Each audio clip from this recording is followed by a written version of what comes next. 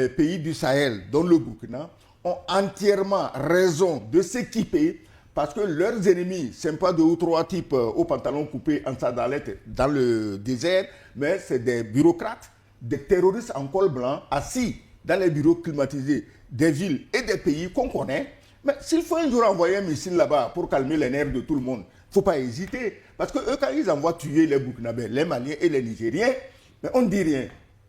Il n'y a plus de justice internationale. Il n'y a pas la CEDEAO. Il n'y a pas l'Union africaine. Il n'y a pas l'ONU. Quand le président américain Trump se lève, va prendre un chef d'État légalement élu, le mettre dans un avion pour le débarquer aux États-Unis et l'envoie devant un tribunal, l'ONU est où? L'ONU ne dit rien. Donc, il est tout à fait clair qu'aujourd'hui, chacun doit se défendre. Quelques secondes de vidéo. Et soudain, toute la région s'interroge. Le Burkina Faso aurait-il franchi un seuil militaire inédit au Sahel? Missiles balistiques, dissuasion stratégique, rapport de force régionale. Si l'information est vraie, les conséquences sont majeures. Si elle est fausse, alors la manipulation l'est tout autant. Silence des autorités, emballement des réseaux sociaux, experts prudents, opinions radicales. Dans un contexte de guerre, de pression d'extérieur et de souveraineté revendiquée, une chose est sûre. Ce débat dépasse largement une simple image. Abonne-toi et active la cloche de notification pour ne rien rater de l'actualité africaine. C'est une image vraie ou manipulée, mais qui fait le tour du monde et qui devra redessiner en silence la carte sécuritaire de l'Afrique de l'Ouest. Le Burkina Faso, engagé depuis des années dans une lutte sans merci contre le terrorisme, viendrait de franchir un Rubicon de technologie et de stratégie, l'acquisition de missiles balistiques. Et jamais une armée du Sahel n'avait affiché une telle puissance de feu, mais au-delà de la parade militaire et de la fierté nationale, une question brûlante s'installe sur toutes les lèvres. À quoi serviront ces engins de précision? Sont-ils l'arme ultime pour traquer les groupes armés dans les zones les plus reculées ou le signal d'une nouvelle doctrine de dissuasion face aux puissances régionales et même internationales? Entre souveraineté retrouvée et crainte d'une course aux armements, le Burkina Faso est-il en train de changer les règles du jeu au Sahel et quels sont les risques pour l'équilibre sécuritaire? Bon, l'information, vous l'avez rappelé dans votre introduction, elle est surtout passée sur les réseaux sociaux. C'est sur la toile que l'information a beaucoup circulé. Et les autorités burkinabées, il faut le rappeler, n'ont pas communiqué sur cette acquisition. Mais il faut dire que de manière générale, les États ne communiquent pas souvent sur ce genre de choses. Ce n'est pas, d'ailleurs même en Afrique, ce n'est pas une tradition pour les États africains et même plus généralement dans le monde, il y a beaucoup d'États qui ne communiquent pas vraiment sur les acquisitions. Donc, c'est des armes stratégiques qui servent à exercer son influence et à combattre à très longue portée, mais qui, en réalité, ne fait pas, encore une fois, l'objet de communication. Toutefois, nous avons quand même essayé de vérifier certaines sources. Il y a des sources qui sont généralement très bien renseignées, qui font la cartographie des armes qui sont disponibles dans chaque État à l'échelle mondiale. Et ces sources, c'est des instituts, c'est des organisations qui sont spécialisées en cette matière.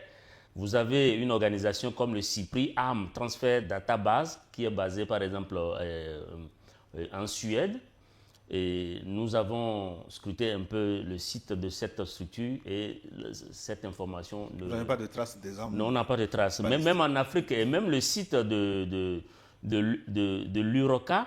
L'UROCA, c'est une organisation, enfin c'est une structure de l'ONU. C'est la structure qui est officielle, qui permet à l'ONU d'avoir donc les bases de données officielles des armes et des munitions qui sont disponibles au niveau de chaque pays. Mais même sur le site de cette structure qui est reconnue, il n'y a vraiment pas de traces apparentes de ces armes. Et le Burkina est un pays, est un cas particulier. Si vous regardez chaque fois, on parle des tentatives de préparation de coups d'État à partir donc, de pays voisins. Et ça, on ne va pas revenir sur ces questions-là ici ce matin, mais vous savez que les autorités burkinabées ont souvent dénoncé des préparations subversives qui tendent effectivement à les déstabiliser. Mais le type d'armes dont il est question ici, à savoir les missiles balistiques, il faut d'abord dire que c'est des armes qui tirent à une très grande distance. Vous avez, selon les missiles, vous avez des missiles balistiques qui font dans les 1 km, 2 km, 10 km et peut-être même plus.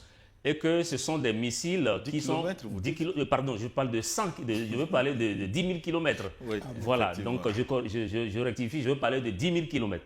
Voilà, donc à partir de ce moment, on voit que c'est des armes très puissantes, très rapides, difficiles à détecter, puisque c'est des armes qui se propulsent à partir d'un moteur qui propulse généralement les fusées, et que ces armes volent très haut, à la différence des armes de croisière qui, elles, sont plus aéronautiques. Donc là, on parle d'armes qui volent très très haut et qui retombent très rapidement sur des cibles.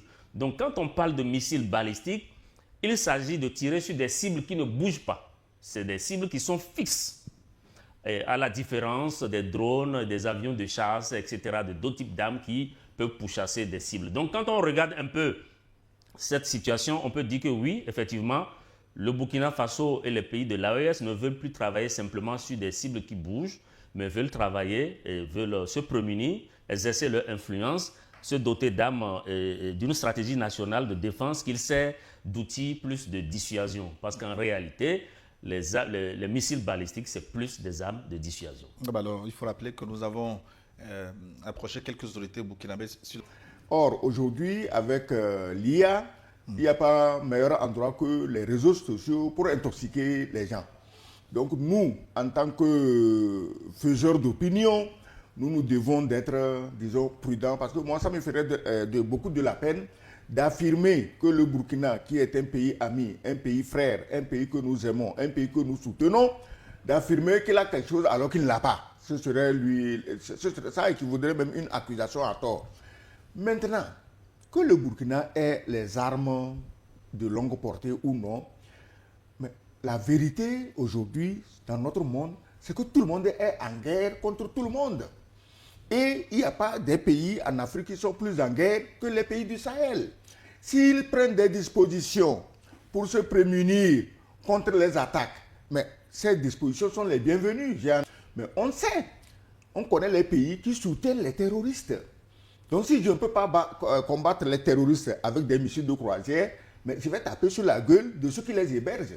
Parce qu'il faudrait qu'un jour, les pays de l'Afrique de l'Ouest qui se vantent sous le label CEDEAO, un label terroriste, qui se vantent du label CEDEAO, et qui hébergent des gens dont l'objectif clair, net, affiché est de déstabiliser le Sahel, mais il faut traiter le mal à la source.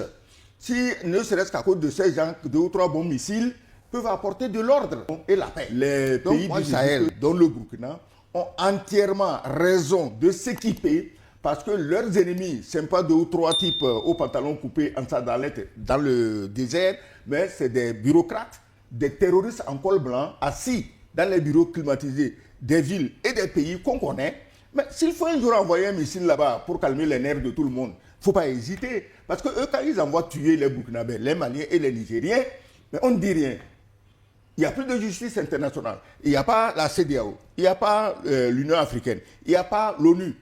Quand le président américain Trump se lève, va prendre un chef d'État légalement élu, le mettre dans un avion pour le débarquer aux États-Unis et l'envoie devant un tribunal, l'ONU est où? L'ONU ne dit rien. Donc, il est tout à fait clair qu'aujourd'hui, chacun doit se défendre, te protéger. Le blanc ne te protégerait jamais parce que lui-même, actuellement, il est préoccupé et occupé à se protéger lui-même. Donc, les images que vous avez vues tout à l'heure, les images de missiles, il faut les prendre avec beaucoup de puissance. Parce qu'il y a des publications qui estiment que certaines de ces images ont été générées par l'intelligence artificielle. Alors, quelqu'un a dit récemment que pour être libre, il faut être craint. Pour être craint, il faut être puissant. C'est Emmanuel Macron qui l'a dit il y a quelques jours lors de la présentation de vœux avec l'armée française. Ça veut dire quoi? Et il a précisé que depuis son arrivée à la tête de la France, que le budget de la France en matière d'armement a totalement doublé. Et que cette augmentation répond à l'analyse que les services français ont faite par rapport à la menace qui pèse sur leur pays. Qu'est-ce que Macron il dit? Que pour être quoi? Pour être craint, il faut être libre, il faut être craint. Tu t'imagines qu'il y a des soi-disant chefs d'État noirs à l'intellect épais qui se disent que pour être libre, il faut être ami de Macron. Qu'est-ce que tu en penses? Macron dit, je vais renforcer mon armement pour défendre mon pays, pour défendre mon peuple. Et il compte même sur ces nègres-là. Si ça chauffe, ils vont l'aider. Et le chef nègre est assis avec un chapeau comme toi, comme ça, en train de dire, ah, moi je suis ami de Macron, je n'ai pas besoin de chars, je n'ai pas besoin d'avions. D'ailleurs, quand mes ennemis bougent un peu, on connaît les avions qui vont venir les canarder. Mais attends, tu trouves ça normal? L'Afrique, aujourd'hui, nous sommes dans le même bain, nous sommes noirs. On doit s'entendre. Si quelqu'un croit, s'il y a un seul noir, surtout dirigeant qui croit, que lui, les Blancs l'aiment, et les Blancs vont le sauver, et sauver son pays et son peuple, c'est que ce type-là, il faut le pendre par les couilles. Les Blancs n'aiment personne, les Blancs ont des intérêts, ils le prouvent. C'est le contexte sécuritaire dans lequel nous sommes qui l'exige, et beaucoup plus la nouvelle donne qu'on est en train de voir en matière de violation flagrante du droit positif international. C'est-à-dire qu'aujourd'hui, on est dans une situation où une puissance peut jeter son dévolu sur un pays et prendre... Mais regardez un peu ce qui se passe sur le Groenland. Mais Trump est en guerre, ou si vous voulez, il est en compétition avec ses propres alliés. C'est-à-dire que s'il traite même ses propres alliés de cette façon-là, voilà. Qu'en sera-t-il de nous autres qui ne sommes pas, et les pays africains qui ne sont pas ses alliés directs? Qui ne sont même pas vus comme des hommes. Qui ne sont même pas vus, mais expriment, si vous voulez, le retour sauvage de l'impérialisme, y compris en leur propre sein. C'est-à-dire que Trump est animé par une certaine folie de grandeur. C'est-à-dire que lui, ce serait à sa gloire de laisser les États-Unis plus grands lorsqu'il est passé à la tête de ce pays. C'est-à-dire que l'histoire retiendra que c'est Trump qui est venu élargir la carte des États-Unis. Donc, ces puissances-là sont toujours à la quête d'espace. Est-ce qu'il veut faire du Groenland un territoire américain? Mais justement, c'est son désir. Il a proposé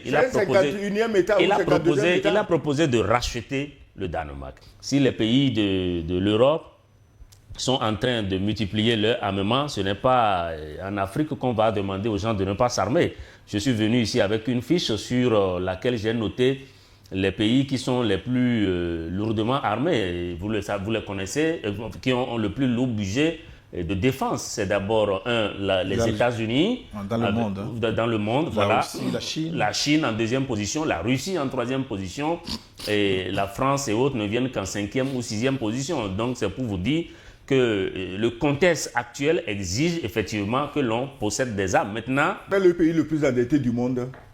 Les États-Unis. Merci. Est-ce que quelqu'un s'arme plus que les États-Unis? Qu'est-ce que Macron vient de dire? Plus de 60 milliards d'euros pour l'armement. Tu connais l'endettement de la France aujourd'hui? Quand les gens sont obligés de s'aligner pour manger dans les poubelles dehors, les Kalachnikov en bois qu'on leur donnait pour l'entraînement, c'est la conséquence du franc CFA. Le franc CFA a été conçu justement pour empêcher ces pays de pouvoir s'armer. Ils vont s'armer comment? Puisqu'il faut que ce qu'ils veulent acheter passe par la Banque de France, soit converti en dollars pour acheter les armes. Donc le franc CFA était une arme contre l'armement militaire de ces pays. Quand dans un pays, au XXe siècle, XXIe siècle, on donne des fusils en bois aux soldats, aux vrais soldats, je ne te parle pas des enfants qui s'amusent dans la cour de récréation, le pays qui a vraiment défié la honte pour faire ça à des Africains, et après ils viennent nous parler de démocratie et de droits de l'homme, je crois que les Africains quand même doivent ouvrir un peu leur cerveau. Des armes en bois pour s'entraîner.